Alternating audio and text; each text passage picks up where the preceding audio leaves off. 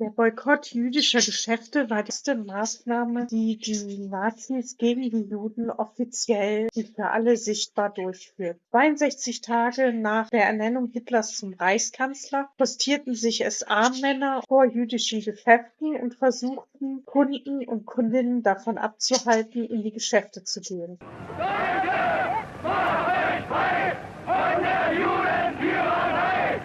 Leute, wehrt euch auch nicht bei Juden! Was die Propagandabilder uns hier nicht zeigen, ist, dass die Aktion ein Misserfolg war, denn die meisten ließen sich nicht davon abhalten, weiterhin ihre Lieblingsgeschäfte, die zum Teil halt auch jüdische Geschäfte waren, zu betreten. Nur eine Woche später, am 7. April, folgte auch schon das erste antijüdische Gesetz.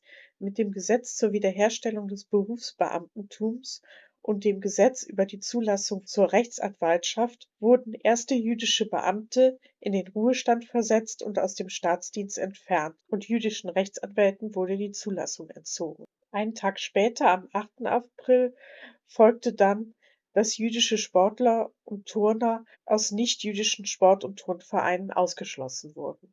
Und am 11. April wurde dann schon mit der ersten Verordnung zur Durchführung des Gesetzes zur Wiederherstellung des Berufsbeamtentums der sogenannte Arya-Paragraph und Arya-Nachweis eingeführt. Danach galten alle Personen als nicht-arisch, die jüdische Eltern oder Großeltern hatten. Es reichte schon ein Verwandter. Nichtjüdische Deutsche, also Arier, mussten einen Nachweis über ihre arische Abstammung vorweisen. Das heißt, sie mussten solche Ahnentafeln erstellen. Generell mussten alle Deutschen nachweisen, dass sie halt nicht jüdisch waren. 11 Tage später folgte dann die Verordnung über die Zulassung von Ärzten zur Tätigkeit bei Krankenkassen.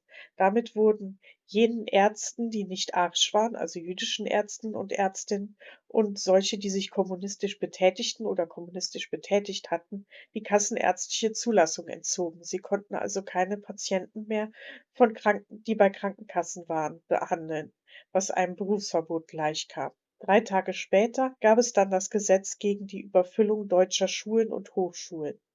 Die Zahl der Neuaufnahmen jüdischer Schüler und Studenten wurde auf 1,5% beschränkt und die Gesamtzahl aller jüdischer Schülerinnen und Schüler und Studentinnen und Studenten wurde auf 5% begrenzt. Ausgenommen waren aber damals noch Kinder von ausländischen Staatsbürgern und Frontkämpfern sowie sogenannte jüdische Mischlinge, die also nur ein jüdisches Elternteil hatten. Am 6. Mai folgte dann schließlich das Gesetz über die Zulassung von Steuerberatern, womit auch den jüdischen Steuerberatern die Zulassung entzogen wurde.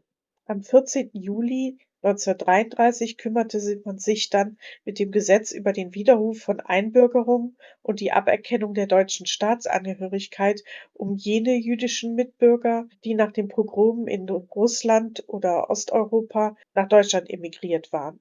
Das betraf vor allem die osteuropäischen Juden aus Polen und Russland, denen die Staatsangehörigkeit entzogen wurde. Am 22. September wurde das Reichskulturkammergesetz verabschiedet. Voraussetzung für die Mitgliedschaft war ein Ariernachweis. Faktisch bedeutete das für Jüdinnen und Juden ein Arbeits- und Auftrittsverbot im kulturellen Bereich. Wieder eine Woche später, am 29. September, kam dann das Reichserbhofgesetz. Das schloss Jüdinnen und Juden davon aus, landwirtschaftliche Betriebe zu erwerben. Ihr merkt, wie schnell die Maßnahmen aufeinander folgten. Man war 1933 offensichtlich bemüht, ein großes Tempo hier vorzulegen, um Jüdinnen und Juden schon von Anfang an klarzumachen, dass kein Platz mehr für sie in dieser Gesellschaft ist. Und natürlich auch als Zeichen an die sogenannten Arier, dass dieser Teil der Gesellschaft diskriminiert und aus dem gesellschaftlichen Leben langsam immer weiter herausgedrängt wird. Und am 4. Oktober schließlich kam das Schriftleitergesetz, jüdische Journalisten aus der Presse ausgeschlossen. Das betraf ungefähr 1300 Journalistinnen und Journalisten, die ihre Arbeit in Deutschland verloren. Im Dezember 1933 kümmerte man sich dann wieder um die Studierenden. Am 15. Dezember wurden in Preußen bis auf wenige Ausnahmen nicht-arische Studierende zu Prüfungen nicht mehr zugelassen. 4 Tage später, am 19. Dezember, war der Ariernachweis in Preußen auch Voraussetzung für ein Lehramtsstudium. Das heißt, jüdische Studierende konnten auch nicht mehr auf Lehramt studieren. 1934 gab es weniger Gesetze gegen die Juden. Zunächst am 20. Januar das Gesetz zur Ordnung der nationalen Arbeit. Damit wurden Jüdinnen und Juden von betrieblichen Führungspositionen ausgeschlossen und durften auch keine Vertrauensleute mehr sein. Am 18. Mai folgte dann die Reichsfluchtsteuer. Das war eine Teilenteignung jüdischer Immigrantinnen und Immigranten. Es gab jedoch eine Freigrenze von 50.000 Reichsmark, die schon von 200.000 Reichsmark gesenkt worden war und später immer weiter gesenkt wurde, damit natürlich den Jüdinnen und Juden immer mehr Geld zugunsten des deutschen Staates abgenommen werden konnte. Ende 1934, am 13. Dezember, gab es wieder eine Regelung in Preußen. Dort konnten dann nur solche Personen zu einer Habitulation, also zur Erlangung einer Professur, zugelassen werden, die wieder einen Ariernachweis erbringen konnten. Damit konnten Jüdinnen und Juden kein Professor mehr werden und in preußischen Universitäten nicht mehr arbeiten. Warum gab es Sonderregelungen in Preußen? Der Hintergrund ist, dass Preußen das größte und bevölkerungsreichste Land im Deutschen Reich war und eine besondere Verwaltungsstruktur hatte. Das war aber schon vor dem Dritten Reich so. Die Maßnahmen wurden dann später auch auf andere Länder übertragen und vereinheitlicht. Spätestens ab 1935 mit den Nürnberger Gesetzen, die im zweiten Teil kommen, wurden die antijüdischen Gesetze stark vereinheitlicht. Noch ein Hinweis, weil es über 2000 verschiedene Regelungen der Nazis zu ihrem Staatsfeind Nummer 1 gegeben hat, habe ich nur eine Auswahl der bedeutendsten oder meiner Meinung nach widerlichsten Regelungen getroffen. Und um die verschiedenen Phasen der Verfolgung der Jüdinnen und Juden zu verdeutlichen, werde ich diese Videos in 4 Teile gliedern. Das hier war der erste Teil mit den ersten Gesetzen bis 1935.